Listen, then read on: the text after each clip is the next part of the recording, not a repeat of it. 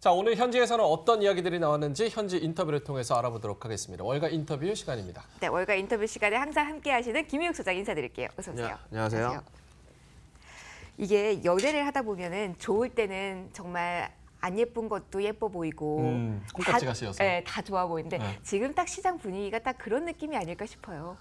무슨 얘기를 해도 다 칭찬으로 들리고 네. 어떤 모습을 봐도 다 귀엽게 느껴지는 게 지금 시장인데 그만큼 얼마나 지난 12월에 뭐 하나만 나와도 다 악재로 취급했던 그게 이제 그러니까요. 또 이제 뒤집어졌는데 좀 이렇게 하루들이로 바뀌는 것도 또 변동성이 안 좋고 그렇게 또 너무 한쪽으로 비관론으로만 쭉 가다가 또 갑자기 또 이제 낙관론으로 또 갑자기 뒤집어지는 것도 조금 그렇고 좀 어제 얘기했지만 미스터 마켓은 원래 막장 성격입니다. 지킬앤 하이드처럼. 이미 1949년도에 네. 벤자민 그레이엄이 그 얘기를 했어요. 70년 전에. 네. 그런데 70년 후에도 같은 현상이 나오고 있으니까 역시 인간의 하지만 본성은 똑같다. 예. 3살 버릇은 80까지 간다. 나 아직 10년 남았네요.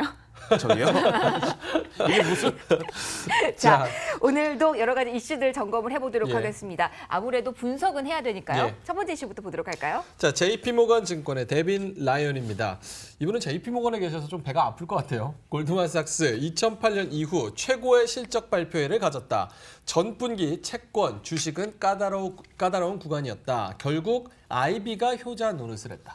오늘 골드만삭스가 8%가 넘게 올랐죠. 예, 네. 8.8%. 우리나라 미래대우, 뭐 하나금융지주, 한투, 신한금융지주 다 합친 것보다 시총이 큰 골드만삭스가 예. 하루 만에 9% 가까이 올랐다. 이건 누가 봐도 좀 그러니까 거의 다우를 끌어올린 게 예. 골드만이라고 보면 될 것 맞아요. 같아요. 너무 오늘은. 누가 봐도 좀 과도한 느낌이 있고 물론 오늘 우리 이제 아침마다 미국 증시 올랐다는데 우리한테 안 좋을 건 사실 없습니다만 좀 누가 봐도 좀 인위적인 좀 상승이라고 보여지고 그다음에 아시다시피 지난 4분기 때 10월 달에 제롬 파월 연준 의장의 매파적 발언에 시장이 한번 흔들렸죠. 그다음에 12월 달에 뭐 팽 주식들 다 흘러내려서 완전 차트상으로 다 망가져 버렸죠. 상당히 채권도 그렇고 또 그때 뭐 이제 일드 스프레드가 막 이제 와이드닝 스티프닝 뭐 가지고 뭐 얘기했는데 네. 그것도 다 까다로운 구간이었는데도 결국 이제 어제 얘기했던 FICC는 골드만삭스도 실적이 형편없었는데 그럼에도 불구하고 투자은행 IB가 결국 효자 노릇을 했다. 그래서 우리나라 지금 금융사들도 그렇게 IB를 하려고 하는데 솔직히 역량이 좀 많이 부족하고요. 그렇다고 이제 뭐 홍콩이나 싱가포르에서 좀 IB 쪽에 좀 대단한 사람 한 명 이제 데려오면 그 사람도 결국은 이거는 이제 이 생태계 자체가 아직까지 안 됐다고 해서 떠나버리고 그런 이제 시행착오 많이 겪고 있는 안타까운 상황이죠. 근데 골드만에서 IB 쪽이 효자 노릇을 했다라는 거에 특별한 이제 증시가 환호할 만한 이유가 있나요? 전혀 없어요. 전혀 오. 없는데 저기 보는 전혀 대로 없어요. 너무나 단호하게 파티 분위기였는데 네. 잘 나가다가. 잘 나가다가. 그냥 골드만삭스 실적 호조를 핑계를 해가지고 일단 그동안 이제 뭐 못 샀던 거 뭐 빨리 사고 그다음에 또 너무 하방으로 치우쳤던 이제 이런 포지션들 같이 쇼커버로 이제 정리하고 있는데 골드만삭스가 2008년도 금융위기 때 이후에 최고의 실적 발표일 물론 실적 호조는 항상 골드만삭스가 웬만하면 지켜왔거든요. 네. 그러니까 예상치가 얼마든 간에 그거는 항상 넘겼었는데 아무리 금융위기 때여도 근데 거기에 대한 시장의 리액션이 오늘이 지금 거의 10년 만에 최고였다고 그래요. 그러니까 그만큼 이제 골드만삭스 입장에서 좀 조금 다르게 생각해 보면 금융 위기로 막 사람들이 길에 나앉고 막 집을 빼앗기고 차 앞들어오고 이런 상황에서 아무리 실적이 좋아도 조금 감추려고 했겠죠. 그렇죠. 이런 상황에 너네들만 돈 벌었냐 막 이럴 수 있잖아요. 근데 그러다가 이제 저렇게 마음껏 실적 호조를 막 과시하는 걸로 봐서는 진짜 골드만삭스에서도 좀 시중 유동성이나 어떤 시장 환경에 대해서 좀 자신감이 있어서 저렇게 욕을 안 먹을 만해서 실적을 좀 과시하는 게 아닌가 이런 생각도 좀 들기도 해요. 이런 실적 호조의 증시 상승은 어느 정도 이어질 것이라고 보세요? 처음에 사실 실적 나오기 전에는 뭐 우려가 많았었잖아요. 뭐 둔화된다. 그래서 뭐 그것 때문에 충격을 좀 받을 것이다. 저는 이런 그냥 얘기 이거 있었는데. 오늘 보고 잊어버리는 게 좋을 이슈라고 생각해요. 왜냐면 어제만 해도 뭐 JP 모건 그저께 시티 다 실적 부진하게 나왔었는데 예. 오늘 골드만삭스 하나 가지고 이렇게 했다는 건 그러니까요. 그냥 핑계로 삼는 거죠. 어제 그제는 시티하고 JP 모건 실적 보고서 일단 하방 공격했다가 골드만삭스 보고서 다시 올리면서 V자로 이제 환매수로 한번 또 먹자. 너무 하나의 이슈에 몸매이고 거기에만 한호하지 않은 게 좋겠다 이렇게 좀 보셨고요.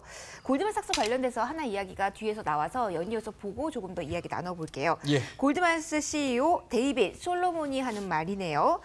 원 말레이시아 디벨로퍼 하드라고 하죠. 원 MDB 스캔들 말레이 국민들에게 사과. 월가가 골드만이 사과를 이례적이다 이렇게 반응 나왔고요. 서브프라임 때 50억 달러 과징금 회자. 사실 이 골드만삭스에 대해서 아마 이제 외국계 금융사를 다녀본 사람들은 알 거예요. 저 골드만삭스가 갖고 있는 그 엄청난 그 막대한 지위와 권력에 대해서 사실 뭐 지금 ECB의 마리오 드라기 총재, 그다음에 뭐 영란은행장 마크 칸이 뭐 골드만삭스 출신이 지금 엄청 많고 뭐 윌버로스 지금 상무장관도 당장 골드만삭스 출신이죠. 원래 로이드 블랑페인이 이제 작년 이제 이 3분기 초반에 이제 퇴임을 하면서 원래는 사실 윌버로스가 골드만삭스 CEO가 될 거였는데 지금 이제 내각에 들어가 있는 관계로 이제 요 사람이 데이비 솔로몬이 네. 들어갔는데 뭐 역대 골드만삭스 CEO의 공통점은 뭐냐면은 부인과 별거 중일 것, 그다음에 유태인일 것. 네. 첫 번째 조건 너무 첫 번째 조건은 근데 이제 항상 그래왔어요. 예. 근데 이분 사진 볼까요? 좀 이 헤드폰을 지금 목에 걸고 있잖아요. 저거 합성 아니에요? 절대 합성 아니고요. 이분이 합성 같아요. DJ로 또 활동을 하는데 네? 아 이거 합성 같은데. 아니 진짜 이분이 예예. EDM 있잖아요. EDM. 예. 박명수 씨가 잘하는 예, 예. 전자음악 그 EDM 예. 전문 DJ로 활동하고 있고 정말요? 정말요? 네. 뭐 캘리포니아 뭐 클럽에서도 이 사람이 공연도 하고 그다음에 Don't Stop이라는 싱글 앨범도 발표한 적이 있는 좀 대단한 사람이에요. 정말요? 대단한 분이네요, 진짜 DJ 솔로몬. 반전 매력이 너무 뿜뿜하신 거 아닙니까? 그러니까요. 근데 아. 우리나라에서 뭐 금융사 CEO가 뭐 노래를 잘한다, 색소폰을 불 줄 안다 이것까지는 모르겠는데 DJ까지는 대단한 거고, 그러니까 이 사람이 진짜 확실히 에너지가 좀 있는 사람인데, 그다음에 이제 당연히 또 유태인이기도 하고요. 근데 뭐 그거는 뭐라고 할 게 없는 게 뭐 골드만삭스에 어쨌든 뭐 자금이 그러니까 뭐 광주은행장 뭐 전라도 사람이 하고 대구은행장 경상도 사람이 하는 예, 거는 예. 그런 걸로 뭐 이해할 수 있는데 어쨌든 근데 골드만삭스가 전 세계 금융 권력을 쥐고 있잖아요. 네. 근데 이게 지난 서브프라임 사태 때 그 모기지 백트 시큐리티 하는 그 MBS 채권을 하루 만에 이 금융사들한테 다 내던져가지고 이제 그런 서브프라임 사태가 왔다는 그런 후문도 있고 영화화까지 영화도 되기도 됐죠. 했는데 그때 오히려 골드만삭스는 서브프라임 때 돈을 너무 많이 벌어가지고 50억 달러 과징금을 때려받았던 예. 적이 있는 그런 히스토리가 있는데 이분이 좀 어쨌든 저렇게 디제잉도 하고 좀 뭔가 보헤미안의 느낌이 있는데 이번에 그 말레이시아 채권에 대해서 말레이 국민들께 사과를 한다. 어폴로자이즈라는 표현을 직접 썼어요. 그래서 월가에서 아니 골드만삭스 CEO가 사과를 어떻게 저 서브프라임 사태 때도 사과를 안 했는데 그래서 우리 골먼삭스가 변했습니다. 그러면 저 스캔들, 저 사태는 이제 거의 마무리됐다라고 이제 악재는 저 악재는 털어냈다 이렇게 봐도 되는 지금 뭐 건가요? 말레이 정부가 뭐 검찰에 고소하고 네. 지금 난리 쳤는데 그 기소가 이제 됐잖아요. 지금. 예, 이제 이것도 뭐냐면은 그 어떤 채권 이제 발행 주관사를 맡으면서 이제 거기서 돈을 빼가지고 이제 정치인한테 뇌물로 주고 해가지고 결국은 그 채권 발행의 비용이 말레이시아 국부 펀드에서 지출이 되면서 채권 가격이 부풀려진 거를 오히려 국부 펀드인지 국민들한테 이제 손해가 전가되게 됐다. 근데 뭐 사실 포장 잘하는 것도 뭐 그것도 좀 능력인가요? 가만 있어봐.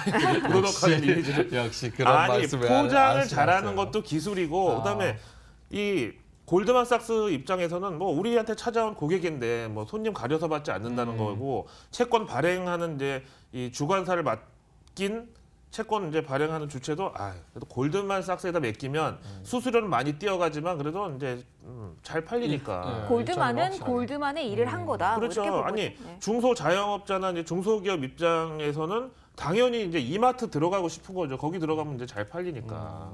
그러다 보면 이제 거기 이제 뭐 바이어하고 식사 이거 막 큰일나겠네. 넘어가죠. 여기까지 하도록 하겠습니다. 네네. 자, 다음 이야기가요. 전 사실 오늘 이 예. 이야기가 가장 궁금했어요. 오늘은 충격이 있을 수도 있다라는 이제 전망도 있었는데 그러니까요. 오늘도 흔들림 없이 뭐 브렉시트 이슈 예. 그냥 조용하게 지나가는 듯한 분위기입니다. 하지만 안도할 수는 없기에 한번 짚고 가죠. 예, 다이와 캐피탈의 폴 키튼입니다.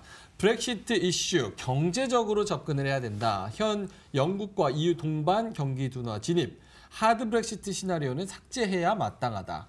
오늘 이거 새로운 이슈 있었죠? 네, 재신임 투표 뭐 어떻게 됐어요? 저 아까 불신임만? 못 보고 들어왔는데. 부결. 19표차로 부결됐다고 부결됐어요. 합니다. 뭐, 그러니까 결국 메이 그렇죠. 총리가 정권 그대로 유지를 하고 이제 뭐 다음 주 초에 21일 월요일까지 플랜 B를 내놓고 네. 플랜 B에서 만약에 안 되면 다시 이제 브렉시트 하냐 안 하냐 제2주민 투표로 갈 수도 있다고 하고 지금 당연히 참 이 영국 의회에서는 테레사 메이 총리를 끌어내리고 싶어하지 않아요. 지금 상황에서 그 자리에 누가 가도 욕 먹는 욕바지 자리인데, 예. 그러니까 우리 그 최순실 스캔들 때문에 국민연금의 CIO 구속되고 막 신임 CIO를 뽑으려고 그러는데 아무도 안 가려고 그러는 거랑 똑같은 거잖아요. 어려운 시기니까 아무도 그 자리를 맡고 싶지가 않은 거죠, 사실은. 그렇죠. 그러니까 근데 이제 메리트로 마무리는 해야겠죠. 그럼 그러면? 마무리는 해야죠. 근데 이제 보시다시피 결국은 브렉시트의 이슈도 잘 먹고 잘 살자고 한 거다 이거죠. 그렇죠. 근데 최근에 이제 브렉시트 가지고 너무 이제 이 혼란이 오다 보니까 뭐 까마귀 날자 배 떨어지는 그런 건지 모르겠으나 영국도 지금 유럽 연합도 동반 경기 둔화에 지금 지진하고 있단 말이에요.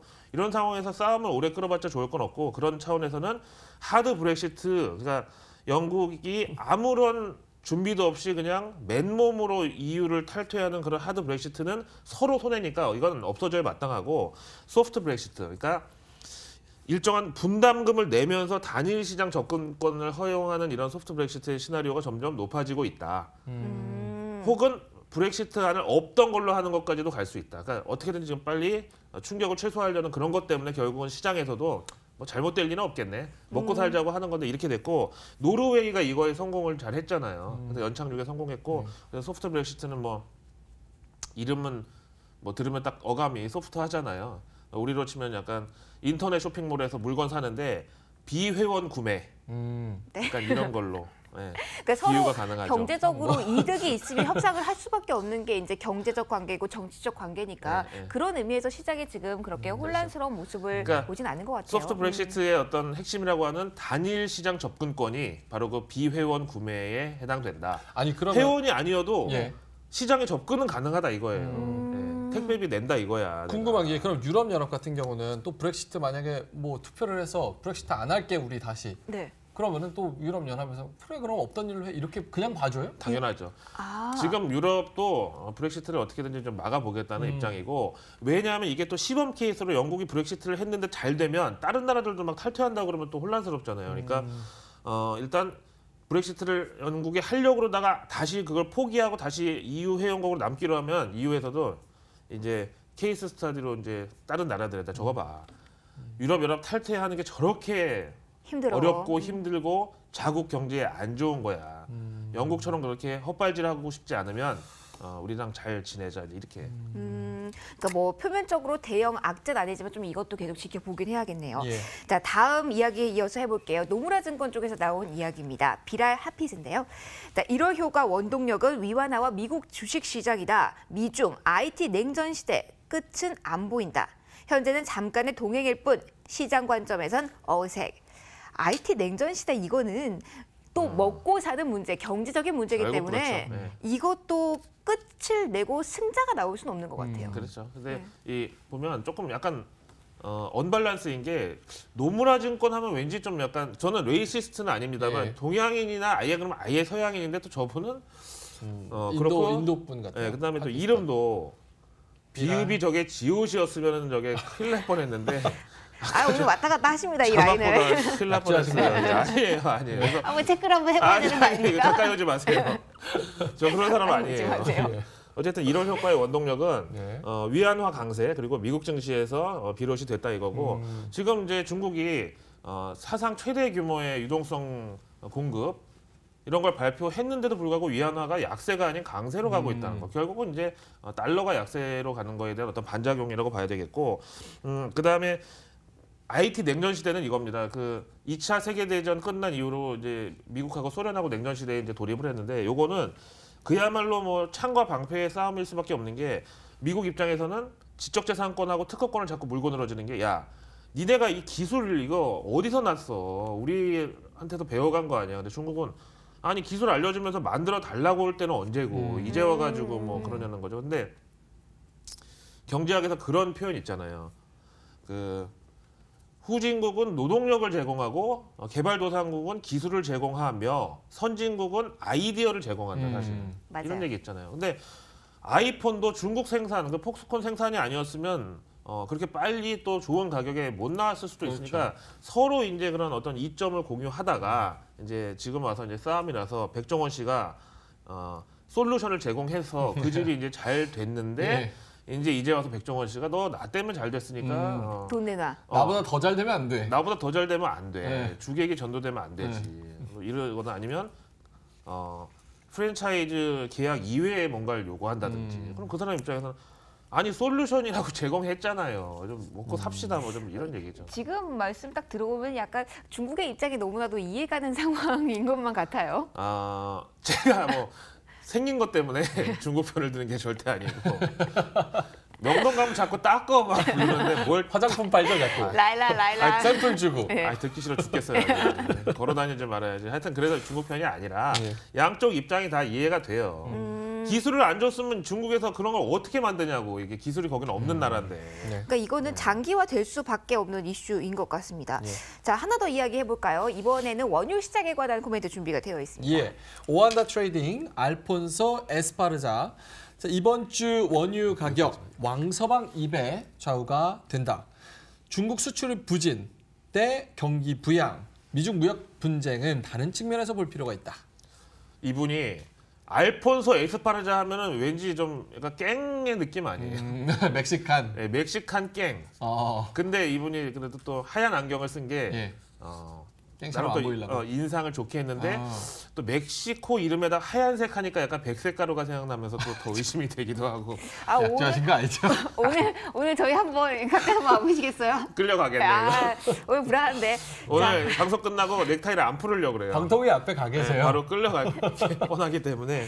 아, 자, 이번 주 원유 가격이 이제 왕서방 2배 좌우됐다는 거는 사실 중국 경기 우려, 그다음에 수출입 지표에 따라서 유가가 내려갔다 올라갔다를 막 한 건데 결국은 이제 중국의 수출입 부진이 더 크냐 아니면 그거를 막기 위한 중국 정부의 경기 부양 의지가 더 크냐 이제 이 싸움에서 지금 경기 부양에 대한 시장 반응이 이렇게 미지근한 적이 있었나 싶을 정도예요. 사실. 아니 마치 뭐 맡겨놓은 거 찾아가는 듯이 야, 그 경기 부양 이거 갖고 와. 내가 그 아까 맡겨놓은 거 있잖아. 약간 뭐 이렇게까지만. 사실은 춘절 있잖아. 아 이거 큰 명절인데 이전에 더 해야 되지 않겠어? 뭔가를 계속 요구하는 느낌만 들고 환호하는 시선 하나도 없어서 이게 상쇄가 될까는 전 의문이에요, 사실은. 그러니까 이제 뭐 어제도 그 얘기했고 아까도 얘기했지만 벤자민 그레이엄이 얘기한 그 미스터 마켓은 극단적이라잖아요. 유포리아 아니면 심퍼시 둘 중에 하나인데 지금 유포리아에 와 있는 거죠, 사실. 근데 이러다가 심퍼시로 가기 좀 쉬운 거고 또 사람도 그 양극단을 왔다 갔다 하는 바이폴라의 성격이 또 위험해요. 그리고 물질 자체가 어느 한쪽으로 쏠리면 반대쪽으로 튀어가려는 에너지도 큰 법이거든요. 또 S 얘기하실까 봐 깜짝 놀라. 깜짝 아닙니다. 놀라셨어요. 저는 요거 마지막으로 좀 질문 드리고 싶어요. 다른 측면에서 볼 필요가 있다라고 하셨는데 이 다른 측면이 뭘까요? 저는 그래요. 네. 솔직히 트럼프가 왜 지금 갑자기 무역 전쟁을 저렇게 포문을 열었나를 보면 본인 얘기는 그랬죠. 중국 사람들이 그 미국의 기술을 도둑질하고 그다음에 고용을 뺏어가고 이런 거에 대해서 옛날부터 별러왔다고 그랬는데 그럼 미국 대통령이 되자마자 하든가 왜 하필 지금이냐 이거예요. 그만큼 어떻게 보면 중국의 관세 카드를 꺼내드는 이 시점이 앞으로 한동안은 좀 글로벌 소비가 좋을 것 같아서 먹을 게 많으니까 여기서 좀 내 몫을 챙기자는 시점이 아닌가. 그렇게 보면 또 나쁘게만 볼 수는 없네요. 아니 경기가 네. 꺾이는데 지금 갑자기 저런다는 거는 누가 봐도 제정신이 아닌 거잖아요. 그러니까 앞으로도 글로벌 소비 경기가 좋을 것 같고 미국이 좀 건질 게 많은 국면이 여전히 남아 있기 때문에 지금 저런 걸 꺼낸 게 아닌가. 그래서 다른 관점이란 거는 전쟁을 하는 거 뭐 석유 전쟁이고 뭐고 보면 하여튼 뭐 먹을 게 있으니까 전쟁을 했지. 그쵸. 배고파서 막 가만히 있어도 기운 없어 죽겠는데 누가 싸우냐고요. 뭐 먹을 게 있으니까 싸우지. 좀 색다른 시각 오늘 좀 많이 나온 것 같아요. 그렇죠? 자, 오늘 자, 여러 가지 금융주 이슈 실적, 받았어요. 네. 브렉시트 그리고 무역 분쟁 이슈까지 짚어봤습니다. 김육 소장이었습니다. 고맙습니다.